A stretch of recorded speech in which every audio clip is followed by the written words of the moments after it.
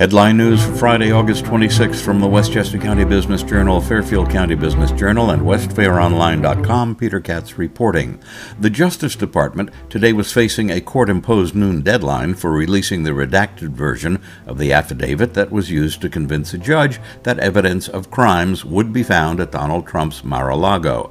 The affidavit provided factual material that was used to support the request for a search warrant that the FBI used to search Mar-a-Lago and seize boxes of government property that included classified documents.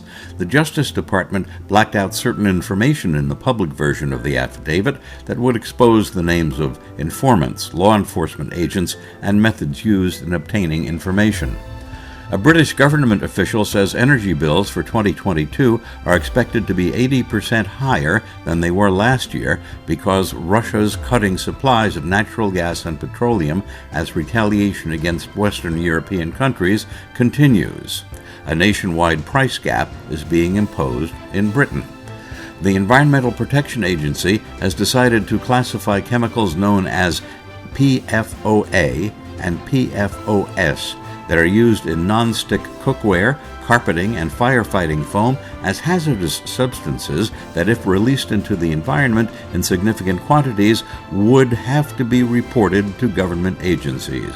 The PFOA and PFOS chemicals do not degrade, and while their use has diminished since being introduced in the 1940s, they still are being manufactured.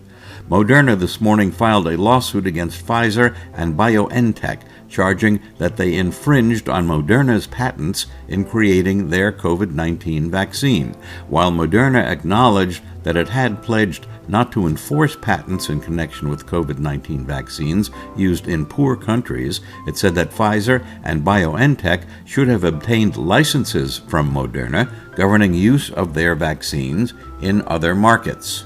Ukrainian President Zelensky says that the Russians disconnected the largest nuclear power plant in Europe that's located in Ukraine from the electric power grid, risking a shutdown of cooling systems needed to prevent a nuclear meltdown.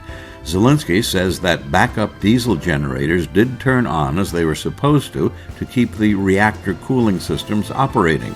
Ukrainian workers reconnected the power plant to the electric grid. The Wall Street Journal reports that Panasonic plans to build a $4 billion plant, probably in Oklahoma, to build batteries for use in Tesla vehicles. Panasonic already has a battery plant with Tesla in Nevada and has received approvals to build a second plant in Kansas. Stay in touch with the Westchester County Business Journal, Fairfield County Business Journal, and WestFairOnline.com.